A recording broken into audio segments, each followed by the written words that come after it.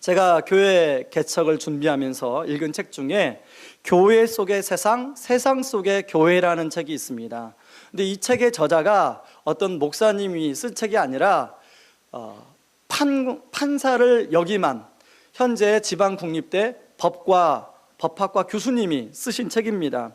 서론에서 이 책을 쓰게 된 동기를 언급하면서 자기가 받은 10년 동안 두 가지 많은 질문을 이야기하고 있는데요. 첫 번째는 진보적인 정치인과 학자, 기자, 시민운동가들로부터 받은 질문입니다. 당신은 멀쩡한 사람인 것 같은데 왜 아직까지도 기독교에 남아있느냐? 라는 질문이에요. 또 하나는 교회 안에 젊은이들, 기독교를 믿고 있는 그 젊은이들에게 받은 질문인데 도대체 교회를 계속 다녀야 될 이유가 무엇인지 좀 말씀해 달라고. 사실 이 두 가지 질문은 이분만 받은 게 아니라 저나 여러분이나 이런 질문을 한 번쯤 받고 또 여러분도 스스로 여러분 안에서 그런 질문을 가지고 고민을 했을 거라고 생각합니다. 저도 목사가 되기 전에 이런 질문을 가지고 과연 정말로 내가 꼭 목사가 돼야 되는가 심각하게 고민한 적이 있습니다. 책의 제목이 말해주듯이 교회 안에 세상의 모습이 너무 많이 들어와 있다는 것입니다. 그러다 보니까 많은 사람들이 교회에 대해서 이런 실망, 저런 실망을 하고 있는 것이 현실입니다. 이 책에서 저자가 이 교회 안에 들어온 세상의 두 가지 모습을 이제 예를 하나 드는데 자기가 중학교 2학년 때 겪었던 일입니다. 이제 교회에 아마 임직식이 있었나 봅니다. 그 중에 한 장로님이 환풍기 장로님이 계셨답니다. 왜 환풍기 장로님인가 하니까 이분이 이제 연수로 보나 또 신앙으로 보나 아직 장로 임직할 그 단계가 아닌데 아마 교회에서 이분을 장로로 임직을 해줬는데 왜 장로로 임직을 시켜드렸냐면 그 전에 교회 큰 환풍기를 이분이 만들어서 그래서 이제 교회에서 장로로 임직을 해서 이제 자기랑 친구들이랑 이 장로님을 보면서 이제 장로님 앞에서는 안녕하세요 장로님 크게 인사를 하고 뒤에 가서는 야 저분이 환풍기 장로님이야 이렇게 비웃었다는 거예요. 그런가 하면 또 하나의 예를 이야기하고 있는데 자기 친구인데 이제 교수님인데 이 교수를 이제 자기 교회는 좀 머니까 집에서 가까운 큰 서울의 대형 교회로 아마 전도를 했나 봅니다. 그런데 전도한 지 얼마 안 돼서 그 대형 교회 담임 목사님이 인도하는 성경 공부 그룹에 들어갔다는 얘기가 들려왔습니다. 그래서 이제 친구가 그래도 담임 목사님 인도하는 성경 공부 들어갔으니까 한편으로는 마음을 놓으면서 그런데 마음이 좀 찜찜한 게 있더라는 거예요. 이제 초신자인데 그 교회는 일반 성도들도 담임 목사님을 만나려면 비서를 통해 가지고 막 약속을 잡고 그래야만이 시간을 내는 담임 목사인데 이제 초신자 믿은 지 얼마 안 된 초신자를 담임 목사가 직접 성경 공부시킨다는 게 이해가 좀 안 됐습니다. 시간이 흘러서 어떻게 해서 들려져온 얘기를 들어보니까 그 대형 교회 담임 목사님이 이제 처음 믿는 분 중에 이제 판검사 출신 또 의사, 교수 그런 분들을 따로 모아놓고 성경 공부를 가르쳤다는 거예요. 나중에 이 저자가 그 사실을 알고 마음이 굉장히 힘들었다는 거예요. 왜냐하면 교회 안에서까지도 세상에는 그런 사람들이 이제 우대받는 그런 세상이지만 교회 안에서까지도 그런 세상의 법칙으로 해야 되는가 하는 생각을 하게 됐다는 것입니다. 저는 교회 개척을 준비하면서 이 책을 읽으면서 앞으로 하나님이 세우시는 교회가 어디로 가야 될까 참 많은 생각을 하며 그 책을 읽었습니다. 그리고 이제 창립 2주년을 맞이하는 시점에서 그 책을 다시 제가 꺼내서 살펴보면서 우리 교회가 지난 2년 동안 어떻게 왔고 앞으로는 또 어떻게 가야 되나 그런 생각을 하면서 저는 그 책을 다시 한번 보게 되었습니다. 제가 왜 서론에서 이런 말씀을 드리냐면 오늘 본문에 보니까 세상의 늪에 빠진 사람들이 나오고 있습니다. 이런 세상의 늪에 빠진 사람들의 두 가지 특징이 있는데요. 첫 번째 특징은 겉으로 드러나 보이는 것에 관심 있는 사람들이라는 거예요. 여러분 요한복음 7장 3절 4절을 한번 읽어보겠습니다. 같이 읽습니다. 시작. 그 형제들이 예수께 이르되 당신이 행하는 일을 제자들도 보게 여기를 떠나 유대로 가소서. 4절 같이 읽습니다. 스스로 나타나기를 구하면서 묻혀서 일하는 사람이 없나니 이 일을 행하려 하거든 자신을 세상에 나타내소서 하니. 예수님은 38년 동안 이제 병으로 앓던 사람을 안식일 날 고쳐준 사건 때문에 유대인들에게 문밖에 벗어났습니다. 그래서 유대인들이 그것 때문에 예수님을 잡아 죽이려고까지 하다 보니까 예수님이 한 6개월 동안을 갈릴리에서만 사역을 했어요. 유대나 예루살렘으로 넘어가지 않았어요. 그러다 보니까 이 동생들, 예수님의 형제들 입장에서는 예수님이 오병이의 기적을 베푸는 능력도 있고 38년 동안 병을 앓았던 사람을 고치는 능력이 있는데, 그런 자기 형 예수님이 이왕이면 사람들이 많이 모이는 곳에, 사람들이 이왕이면 출세하는 곳에 그렇게 가기를 권면하고 있더라는 것입니다. 예수님의 형제들이 왜 예수님께 이런 권면을 하냐면, 이 갈릴리에서 사역을 하게 되면 자기들한테 돌아오는 게 하나도 없어요. 그런데 뭔가 사람들이 주목받는 곳에, 사람들이 출세하는 곳에 가야, 자기 형이 출세해야 자기도 떡고물이라도 얻어먹을 수 있다는 계산에서 이런 권면을 한 것입니다. 여러분, 저는 이 예수님의 형제들의 모습을 보면서 예수님의 형제들의 모습 속에서 저와 우리들의 모습을 보게 됩니다. 여러분, 우리들도 이런 모습이 있지 않습니까? 우리도 이왕이면 뭔가 화려하고 겉으로 보이고 남들에게 인정받고 칭찬받는 그런 자리를 우리가 선호하지 않습니까? 싫어하는 사람이 누가 있습니까? 아마 싫어하는 사람이 있으면 물구나무 서보세요. 싫어하는 사람이. 저도 싫어하지 않아요. 저도 그걸 좋아합니다. 여러분, 우리가 그런 걸 좋아하다 보니까 우리 자녀들한테 매일 하는 얘기가 뭡니까? 너 SKY 알지? SKY? 그 외에는 아니다? 주로 이렇게 이야기하는 거 아닙니까? 그러니까 애들은 막 스트레스 받고 자기 실력은 아닌데, 자기 실력은 서울 상대인데 SKY를 가야 되니까 얼마나 힘듭니까? 여러분, 이걸 저에게 적용을 해보면, 이제 교회를 개척을 했습니다. 그래서 교회가 빨리 부흥해서 성장을 해서 이제 정말로 많은 성도들이 모이게 돼서 저는 참 빠른 시간에 교회를 부흥시킨 목사, 저 사람 대단하다, 그런 이야기를 듣고 싶은 마음이 솔직히 없다면 저는 거짓말쟁이일 거예요. 있어요, 제 안에 그런 마음이. 그런데 그런 마음을 제가 방치하게 되면 저는 저도 모르게 세상의 늪에 빠지고 마는 목사가 된다는 것입니다. 제 안에 목사로서 계속 싸우는 거 한 가지는 그런 마음과 그렇지 않아야 된다는 것과 싸우는 싸움의 연속이에요. 그런 싸움이 제 안에 있다면 여러분도 여러분 자리에서 싸움이 있지 않습니까? 겉으로 드러나 보이고 겉으로 남들이 알아주는 것을 늘 추구하는 마음에서, 또 하나는 정말 하나님이 기뻐하시는 것이 무엇인가를 추구하려는 마음, 늘 이 사이에서 싸우는 마음이 있지 않습니까? 저는 저만 이 싸움을 하는 것이 아니라 우리가 끊임없이 이 싸움을 해야만이 우리가 세상의 늪에 빠지지 않게 된다는 것입니다. 두 번째는 어떤 그 특징이 있냐면, 오늘 본문에 나오는 바리새인이 딱딱한 율법주의에 매여 있는 특징을 보이는데요, 이 사람들은 38년 동안 병을 앓았던 그 병자를 안식일 날 고쳐준 것 때문에 예수님을 잡아 죽이려고 그래요. 이 사람들은 자신이 하나님이 원래 율법을 허락하신 것은 그런 뜻이 아닌데, 그 시간이 지나고 세월이 지나다 보니까 그 율법을 규범화시키고 또 율법을 다 쪼개서 장로들의 전통을 만들어가지고 자기들도 거기에 매여 살고 다른 사람들도 그걸로 정죄하고 판단하는 삶을 살았다는 거예요. 예수님이 이제 자기를 이렇게 죽이려고 하는 그런 바리새인들을 향해서 뭐라고 하냐면, 할례, 여러분 할례는 태어난 지 8일 만에 받는 게 할례 아닙니까? 그런데 안식일 날은 일하면 안 되는 거예요. 그런데 여러분, 아이가 태어나다 보면 할례하는 날이 안식일 날하고 8일째가 딱 겹치는 아이가 있어요. 그럴 때는 어떻게 해요? 여러분, 남자분들 다 그런 그 포경 수술을 해본 경험이 있겠지만, 그 수술하는 사람이나 수술을 받는 사람이나 그것은 분명히 엄청난 일이에요. 그걸 일로 따지면 예수님이 38년 동안 병자를 고쳐준 사건의 일하고는 비교가 안 될 정도의 일이에요.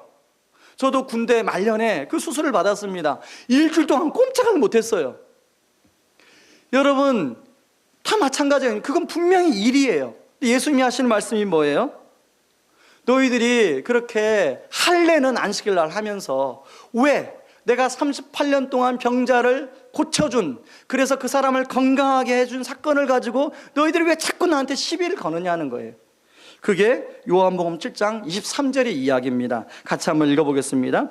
모세의 율법을 범하지 않도록 하기 위해 사람이 안식일에 할례를 받는데 내가 안식일에 온몸을 건강하게 해줬다고 해서 어찌 내게 화를 내느냐. 옥성호 씨라고 갑각류 크리스찬이라는 책을 쓴 사람이 있습니다. 이 갑각류 크리스찬, 블랙편, 레드편, 이렇게 시리즈로 책을 쓰고 있는데 거기에 보면 오랜 신앙생활을 한 사람들이 잘 변하지 않은 사람, 이런 사람들 향해서 갑각류 크리스찬이다, 이렇게 그 사람이 정의하고 있습니다. 여러분, 신앙생활을 하면 할수록 하나님과 예수님과 가까워지기 때문에 마음이 예수님을 닮아가고 하나님을 닮아가서 좀 생각도 유연해지고 어떤 다른 사람이 말을 하면 잘 수용을 하고 좀 부드럽고 온유한 사람이 되어야 되지 않겠습니까?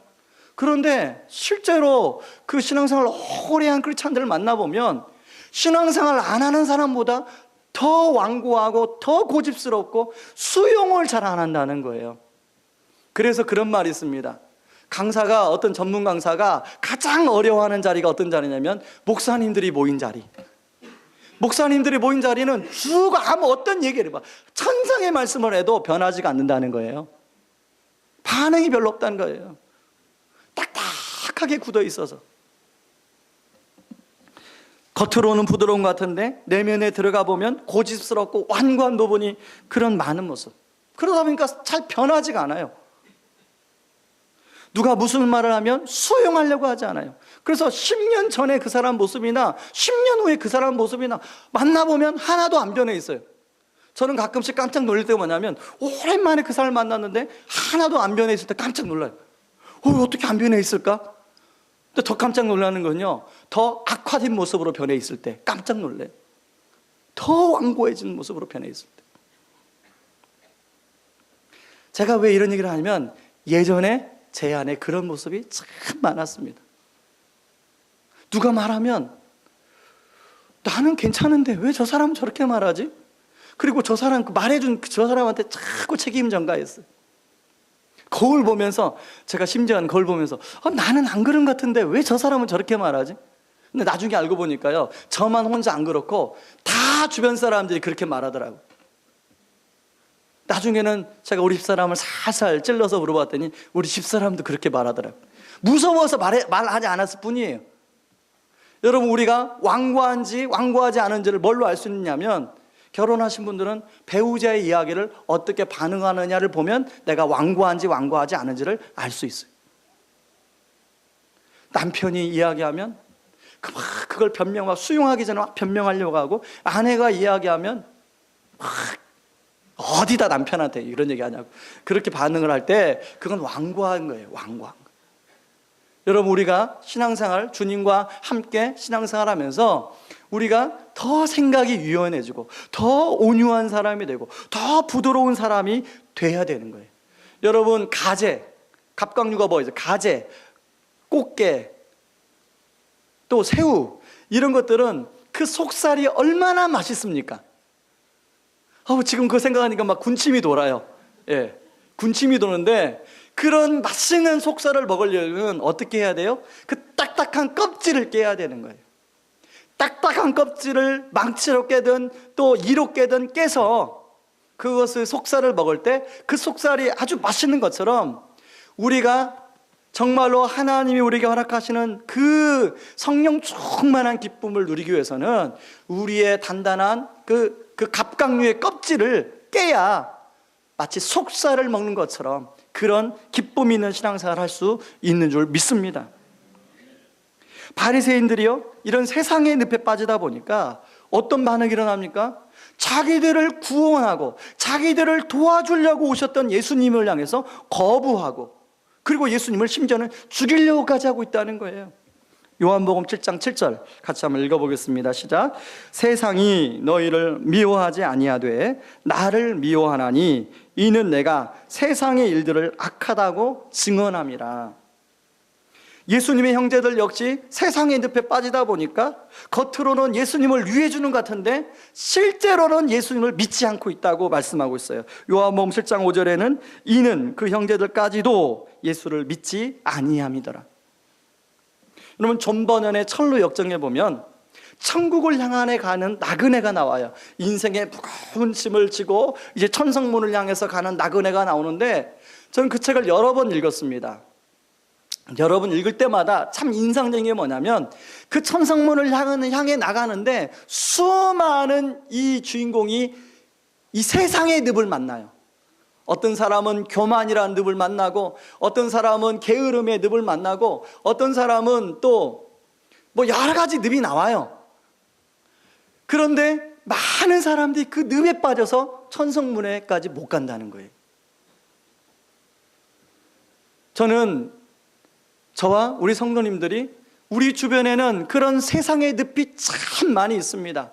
목사로서 이 사역을 해가면서 저를 빠뜨리려고 하는 그 세상의 늪이 주변에 많이 있다는 걸 제가 알아요. 여러분, 성도로서, 또 어떤 분은 이제 직장인으로서, 어떤 분은 비즈니스맨으로서, 어떤 분은 또 주부로서 살아가면서 수많은 곳곳에 늪이 있잖아요. 그 늪에 잘못하면, 우리가 잘못 인식하면 나도 모르게 그 늪에 빠질 수가 있다는 거예요. 그러므로 우리가 정신을 바짝 차림으로 말미암아 세상의 늪에 빠지지 않고 세상의 늪에서 벗어나는 믿음의 길을 걸어가는 은혜가 있기를 주의 이름으로 축원합니다. 그렇다면 이런 세상의 늪에 빠지지 않기 위해서는 우리가 몇 가지 점검해 봐야 될 질문이 있어요. 한 세 가지만 좀 제가 살펴보기를 원하는데요. 첫 번째는 누구의 영광을 위해 살 것인가 하는 것입니다.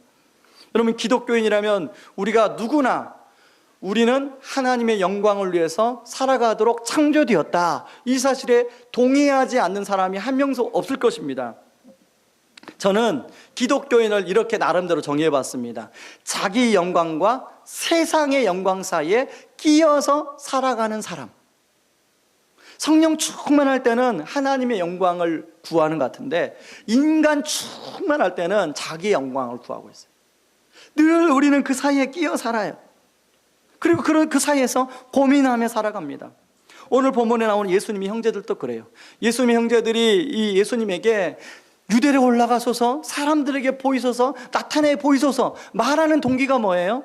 결국은 자기의 영광을 위해서 그런 거예요. 그런데 그런 형제들의 요구에 예수님이 흔들립니까? 흔들리지 않습니까? 예수님의 형제들의 요구에 전혀 흔들리지 않아요. 요한복음 7장 6절 8절에 보니까 예수께서 이르시되 내 때는 아직 이르지 아니하였거니와 너희 때는 늘 준비되어 있느니라. 너희는 명절에 올라가라. 내 때가 아직 차지 못하였으니 나는 이 명절에 아직 올라가지 아니하노라.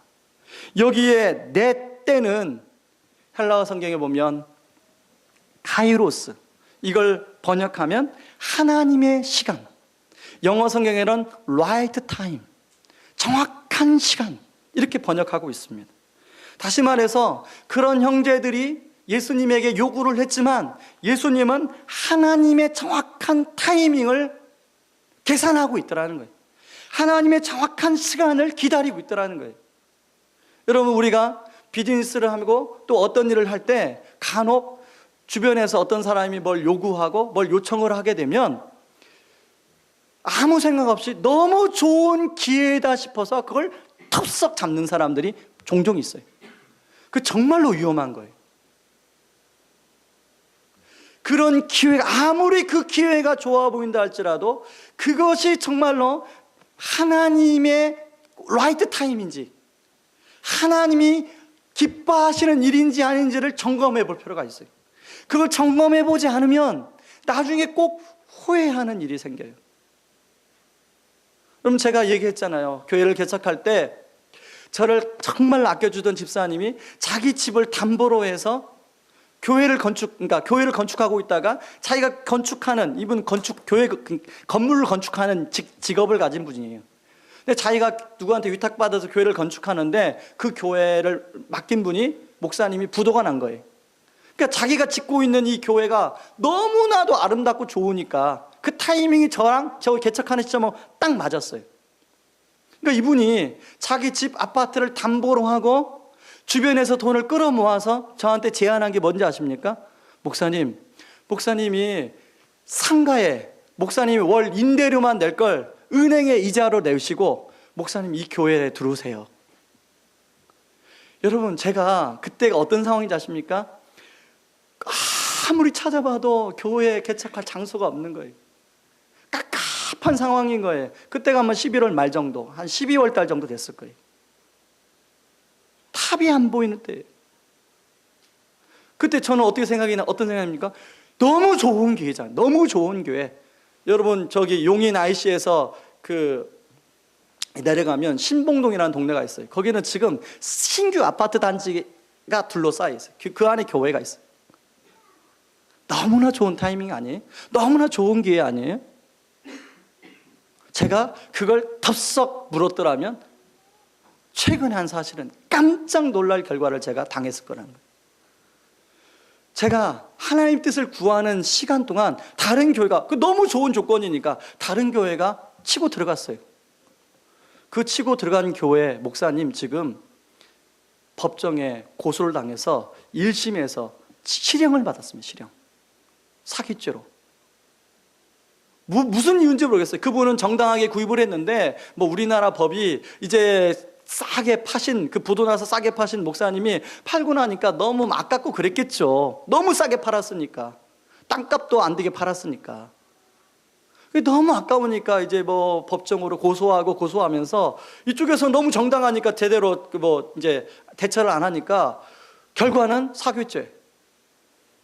그 장로님이 같이 했는데 그 장로님이 교수님이래요. 근데 이 실형을 받으면 교수직을 못 한다네요. 생각해 보세요. 이제 저만 실형을 받는 게 아니라 만약에 거기 들어갔으면 이제 어느 성도님, 누군지는 모르겠어요. 그분이 실형을 받았다고 생각해 보세요. 이게 막 끔찍한 거예요. 상상만 해도 끔찍한 거예요.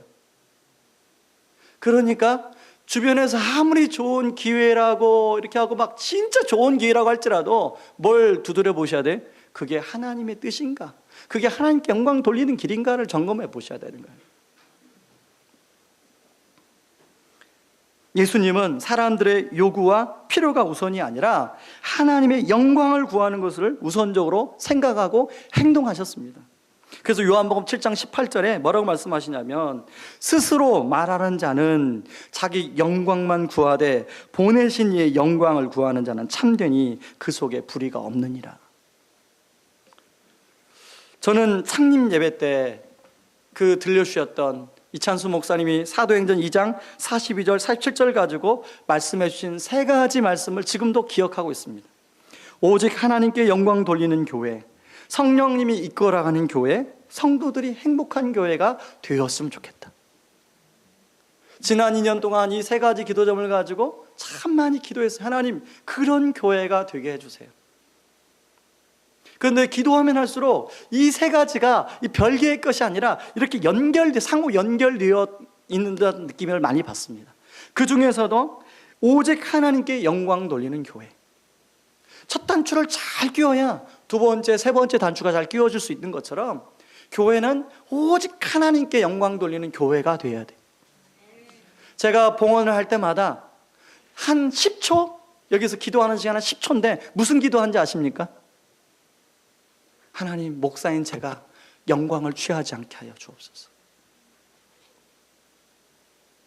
여러분, 제가 왜 그런 기도를 할까요? 여기 있는 사람 중에 의왕 우리 교회가 오직 하나님께 영광 돌리는 교회를 가장 방해하는 사람은 저입니다.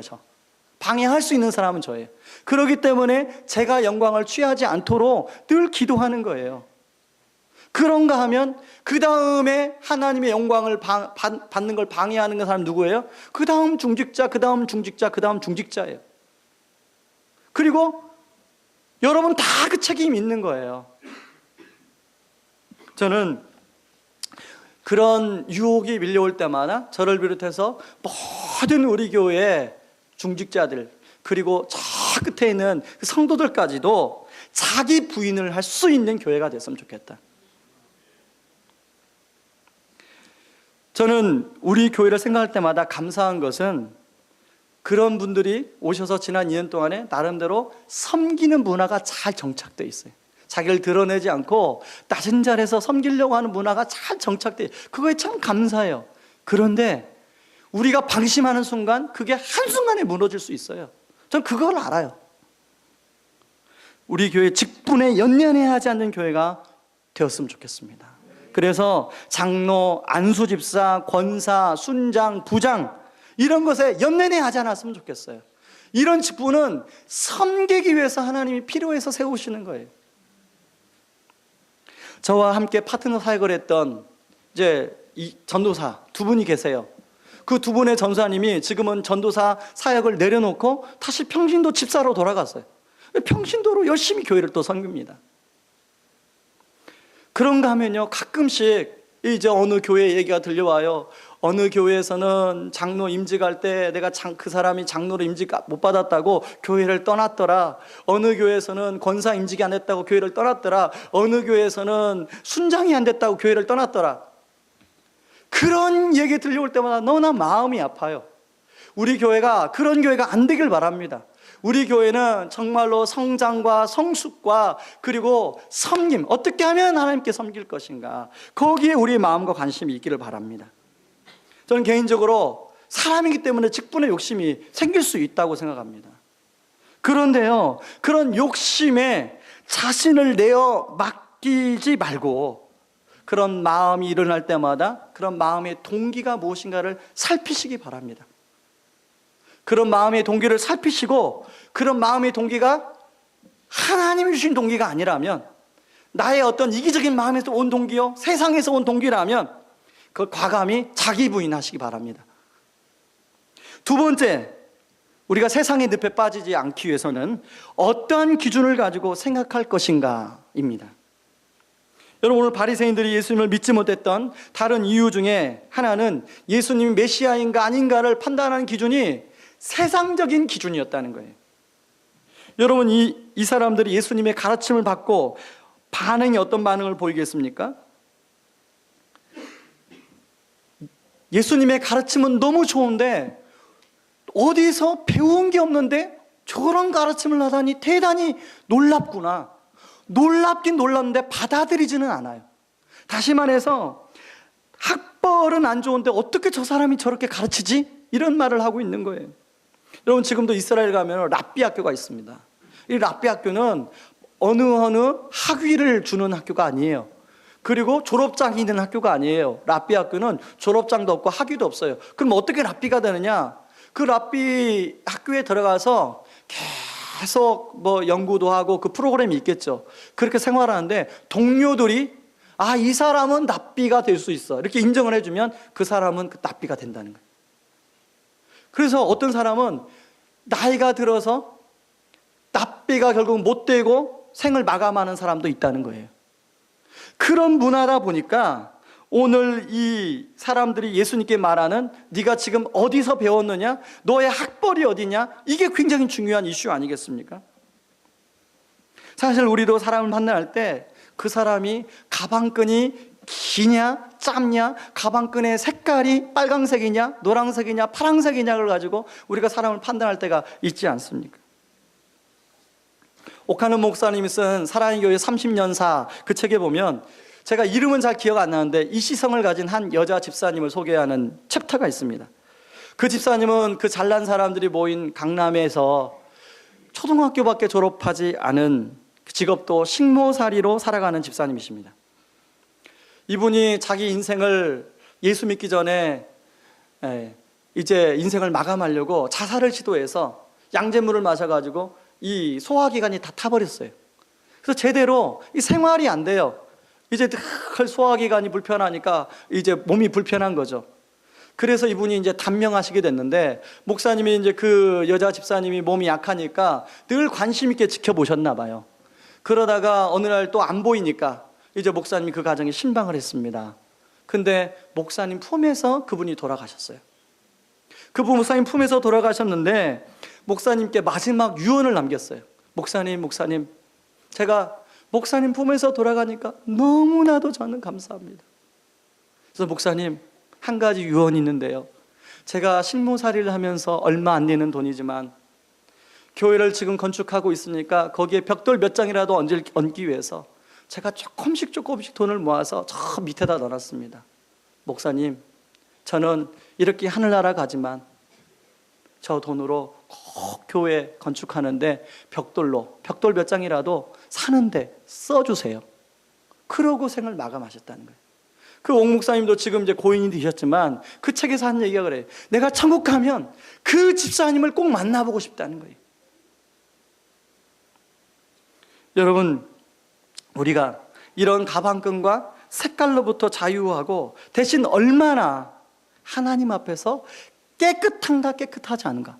그렇다고 해서 가방끈이 긴 사람 하나님이 안 사용하고 이런 거 아닙니다. 가방끈이 기나 짧으나 상관없이 하나님이 사용하시는데 어떤 사람 사용하냐면 하나님 앞에서 얼마나 내가 깨끗함으로 준비되느냐. 금그릇, 질그릇, 나무 그릇이 있지만 하나님이 주인이 쓰는 그릇은 깨끗한 그릇을 주님이 쓰신다는 거예요. 그러므로 우리 자신을 깨끗하게 하고 우리 자신이 하나님 앞에 잘 준비되어서 성장하고 성숙할 때 하나님은 우리를 필요하면 갖다 쓰시는 거예요. 또 하나는요, 예수님의 출신에 대한 문제로 예수님을 이 사람들이 판단하고 있는데요. 요한복음 7장 41절 말씀 같이 한번 읽어봅니다. 시작. 어떤 사람은 그리스도라 하며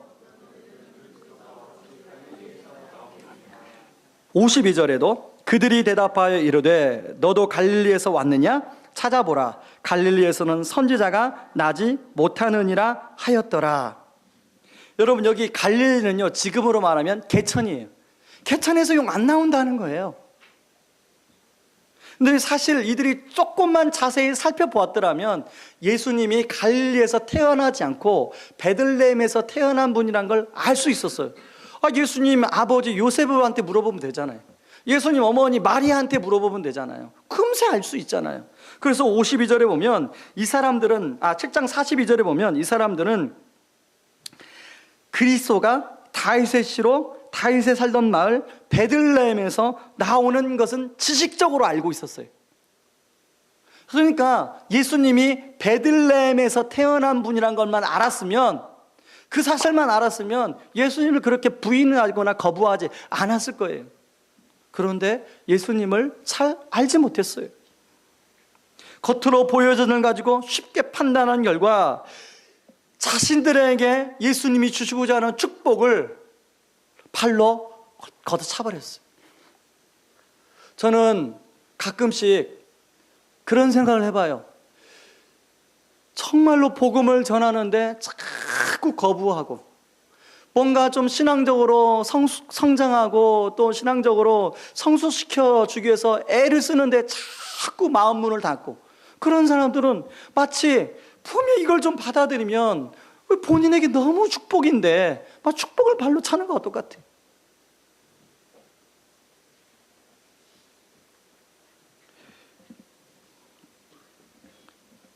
참 마음이 아픈 것은요, 우리 교계 안에도요 공공연한 난 비밀이 있는데요, 전라도 출신 목사님이 경상도에 가서 목회를 못합니다. 그리고 경상도 출신 목사님이 전라도에 가서 목회를 못해요. 사람들이 잘 안 받아줘요. 어느 교회를 가보면 담임 목사부터 성도회까지 다 전라도 출신이에요. 어느 교회 가면 담임 목사, 성도 다 경상도 출신이에요. 서울에 실제 그런 교회 있습니다. 그래서 제가 의도적으로 우리 부목사님을 이번에 모셔올 때 부산 출신을 모셔오려고 그랬어요. 그래서 여러분들한테 말씀드렸잖아요. 부산 출신 목사님을 다 결정을 했어요. 합격을 시키고 이제 이 사람 합격 축하하려고 같이 이제 밥을 먹는 과정 속에서 꼭 물어봐야 될 질문. 우리 교회로 인도하시는 하나님의 확신이 있으십니까? 그 확신이 없다는 거예요. 그래서 제가 3일을 기도해 보라는 기회를 줬어요. 확신 없는 사람을 데려올 수 없잖아요. 그런데 3일 후에 이분한테 연락이 왔어요. 확신이 없습니다, 목사님. 그러시냐고. 그러면 목사님은 우리 교회로 아닌 것 같다고. 그러고 이제 어처어처해서 우리 배상훈 목사님 오시지 않았습니까? 배상호 목사님 고향이 어딘가 물어보니까 전라도더라고요. 또. 제가 이렇게 말씀드린 것은 우리 교회가 그런 것에 치우치지 않는 교회가 되었습니다. 전라도, 경상도건 그 사람의 중심만 올바르면 하나님 앞에 우리가 쓰임받을 수 있다는 거예요. 예수님은요, 이런 바리새인과 종교 지도자들 향해서 뭐라고 말씀하시냐면 요한복음 7장 24절에 외모로 판단하지 말고 공의롭게 판단하라 이렇게 말씀합니다. 이걸 쉬운 성경에 보면 너희는 겉모양만 보고 판단하지 말고 올바른 평가에 따라 판단하라. 다시 말해서 그냥 눈에 보이는 거 그거 가지고 판단하지 말고 그 사람을 좀 제대로 알고 판단하라는 거예요. 여러분, 우리는 누구나 다 판단하는 경향을 갖고 있지 않습니까? 우리가 어떤 사람을 만나면 그 사람을 나름대로 생각하고 판단하게 돼 있어요. 생각하고 판단 안 하는 사람이 누가 있어요? 다 생각하고 판단합니다. 그런데 어떻게 판단해야 돼요? 그 사람의 있는 그대로 100%의 모습을 보려고 노력해야 돼요. 니고데모는요, 동일한 종교 지도자이고 바리새인이었지만 이런 다른 종교 지도자라고는 달리 나름대로 그런 외모로 예수님을 판단하지 않으려고 애썼어요. 요한복음 7장 51절에 보면 우리 율법은 사람의 말을 듣고 그 행한 것을 알기 전에 심판하지 않는다라고 말씀하고 있어요. 그랬더니 다른 사람들이 뭐라고 얘기해? 너도 갈릴리 출신이냐? 너도 같은 편이냐? 이렇게 물어보는 거죠. 여러분, 니고데모가 그 말을 함으로 말미암아 그 사람들한테, 동료들한테 얼마나 왕따를 당했겠어요. 그런데 여러분, 주로 우리가 세상 안에서 살고 있는 우리 모습이 저는 이 니고데모와 같다고 생각해요. 세상 사람들은 다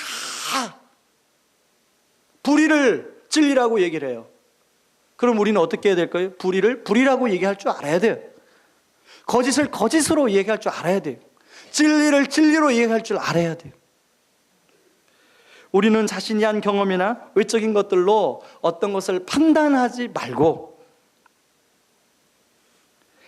정말로 충분히 객관적으로 그 사람 어떤 대상에 대해서 충분히 알아보고 판단해야 되는 거예요.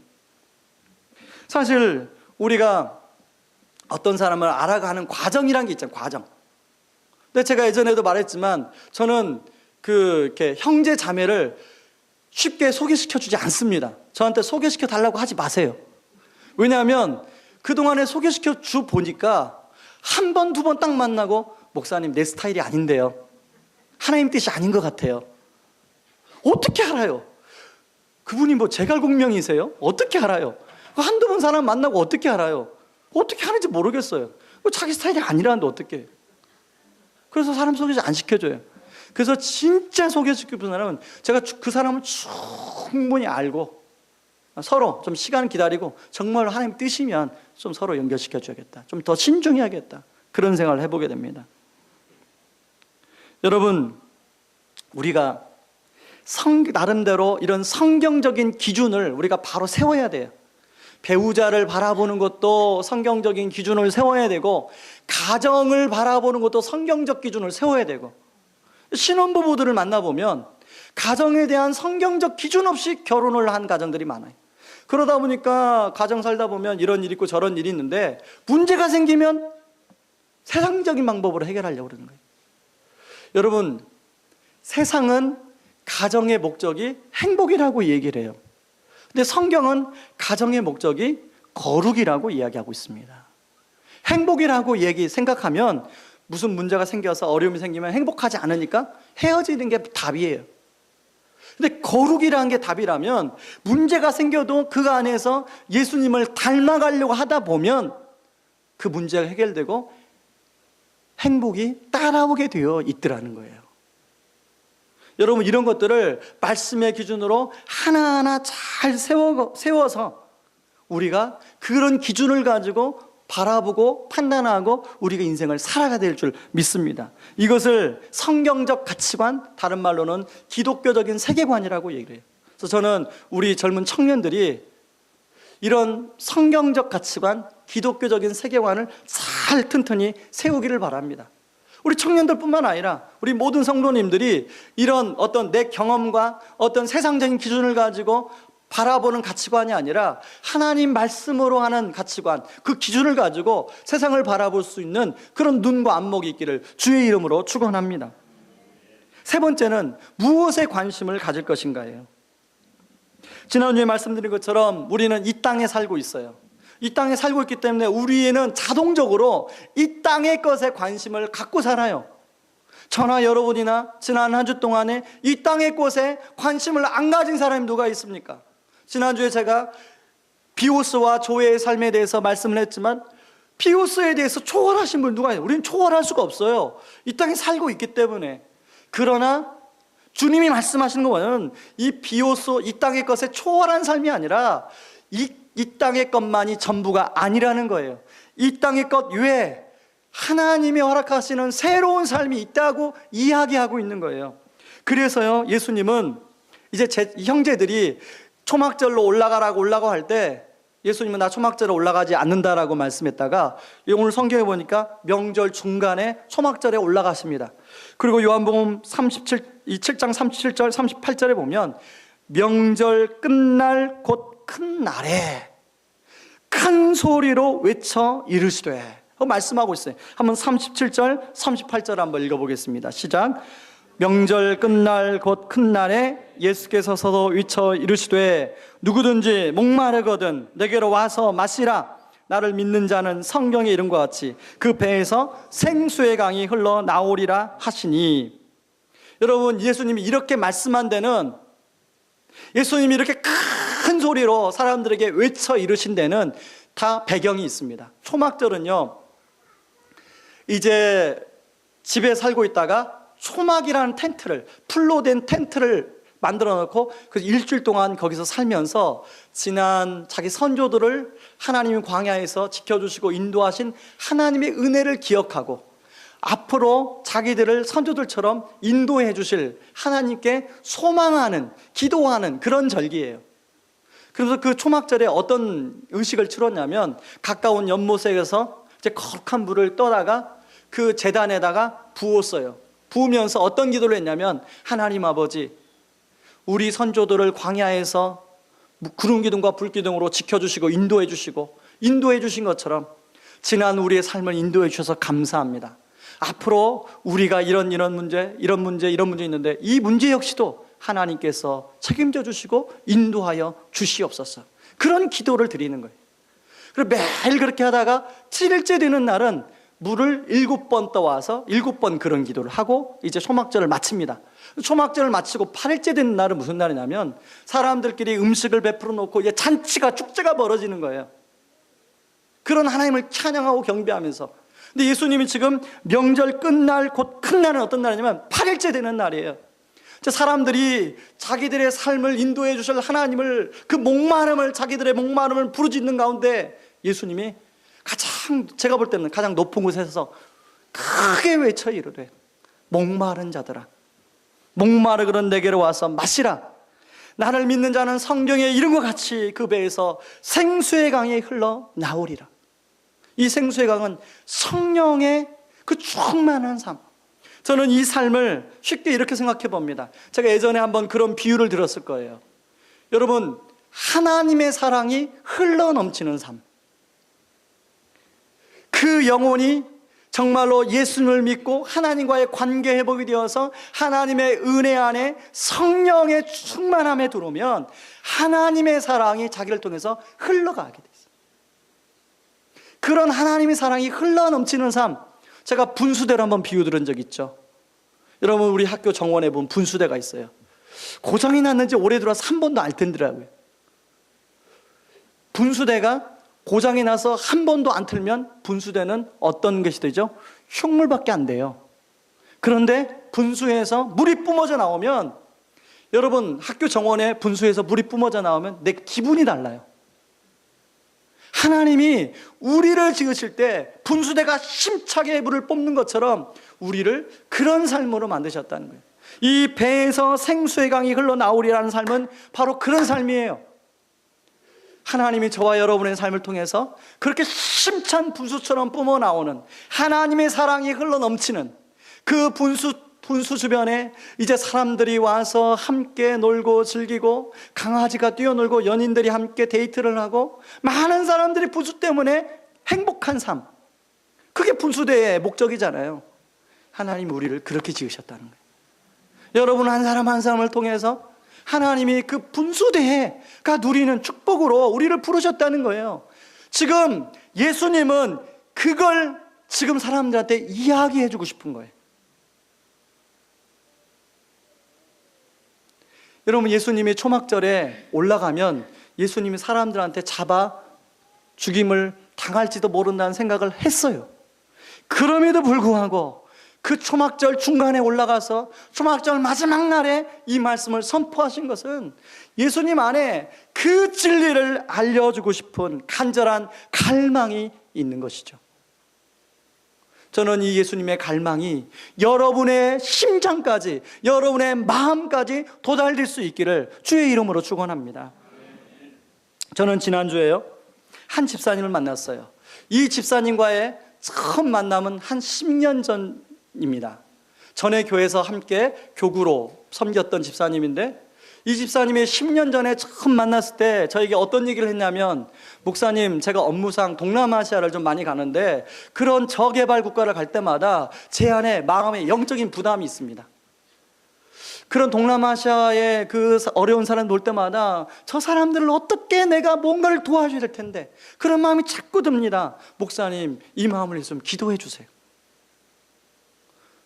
그리고 자기는 그런 사람 보면 그런 사람들 데려다가 한국에서 좋은 교육을 시켜서 다시 그 나라로 파송시키고 그런 꿈을 꾸게 된다는 거예요.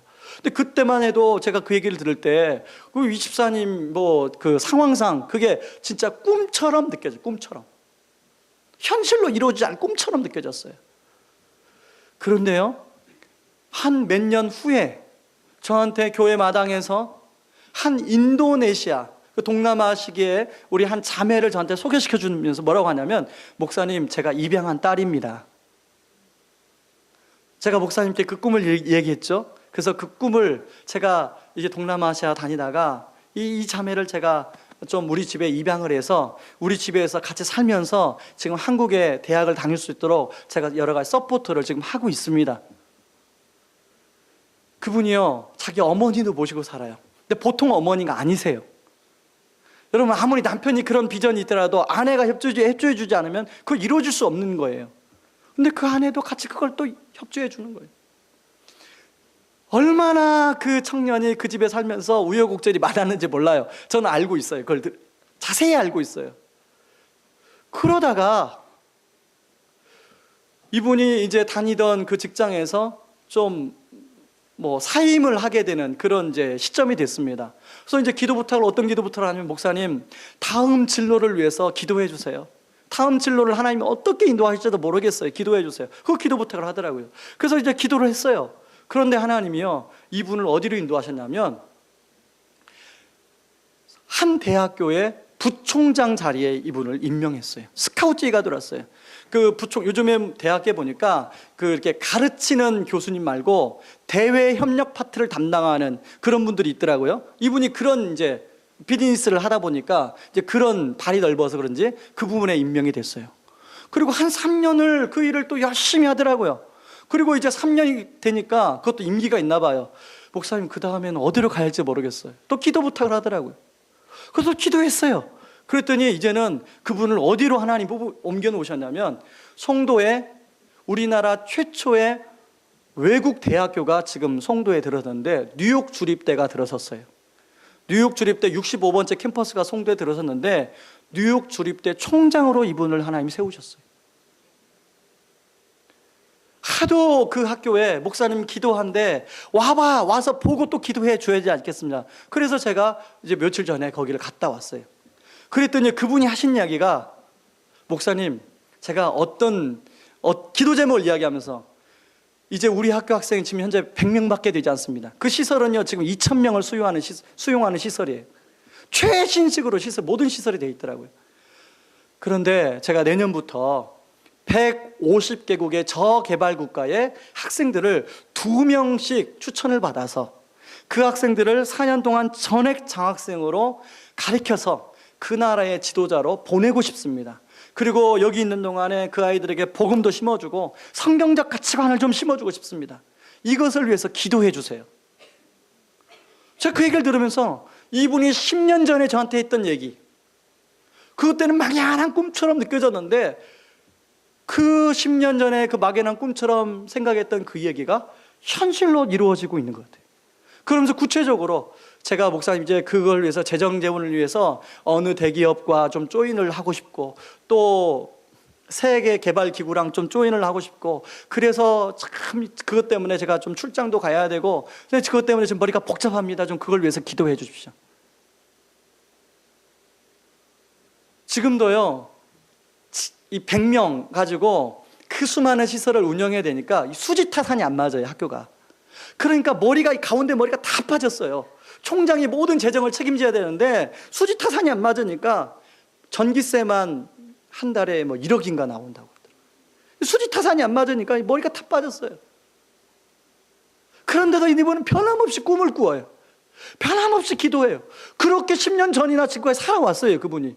근데 그랬더니 하나님이 어렵게 제가 볼 때는 거의 진짜 불가능한 일인데도 어렵게 하나님이 인도해 주시더라고요. 제가 그분을 만난 이유는요, 그분이 우리가 창립 2주년 때 하고자 하는 코피노 그 단체의 대표예요. 그 얘기를 하려고 이제 그분을 만난 거예요. 네. 그분이 코피노 그 메신저 인터내셔널 대표인데 그 단체를 만들게 된 것도 그래요. 동남아시아 출장 가다 보니까 이제 한국 남자들이 가서 뿌려놓은 씨앗들 뿌려놓고 책임 안 지고 돌아와. 남아있는 그 아이들하고 애기 엄마들은 완전히 너무나도 어려운 삶을 살고 있더라는 거예요. 그 아이들을 보니까 뭔가 책임져야겠다는 거예요. 마음이 영적 부담을 주시더라고요, 하나님이. 그래서 돌아와서 자기 아는 사람 몇몇이 그 단체를 만든 거예요. 메신저 인터내셔널 단체를 만든 거예요. 그래서 이제 한 160명 정도 아이들을 후원하고 있어요. 여러분, 그런 영적인 부담을 가지고, 그런 영적인 부담을 그냥 버리지 않고 그런 영적인 부담을 가지고 하나님 앞에 나아가 기도했더니 그걸 하나님이 역사가 되게 해주더라는 거예요, 자기가. 그래서 자기를 그렇게 소개하더라고요. 자기는 역사를 만들어가는 사람이라고. 이제 창립 2주년 때 그날 평신도지만 제가 그분한테 좀 말씀을 좀 우리 성도들한테 와서 전해달라고, 집사님과 함께한 하나님을 좀 전해달라고, 그리고 코피노에 대해서 좀 우리가 결혼할 수 있도록 좀 충분히 그렇게 설명해달라고 좀 부탁을 좀 드렸어요. 여러분, 목사만 하나님의 역사를 이뤄가는 현장에 있는 게 아니, 그분 10년 전에 똑같은 그냥 평신도예요. 근데 그분이 하나님 주신 영적 부담을 가지고 기도하고 불가능 같은 것들 가지고 기도했더니 하나님이 그것을 하나님의 역사로 바꿔주시더라는 거예요. 저는 그분 얘기를 듣고 그 학교를 돌아보면서 어떤 꿈이 있었냐면, 그래, 우리 교회 젊은이들, 또 우리 교회 이제 청소년들, 또 우리 교회 성도님들도 얼마든지 하나님 앞에서 그런 영적 부담을 가지고 꿈을 꾸면, 그리고 기도하고 하나님께 나아가면 하나님이 이렇게 인도해 주시는 하나님이야. 저는 기적의 현장을 보고 왔어요.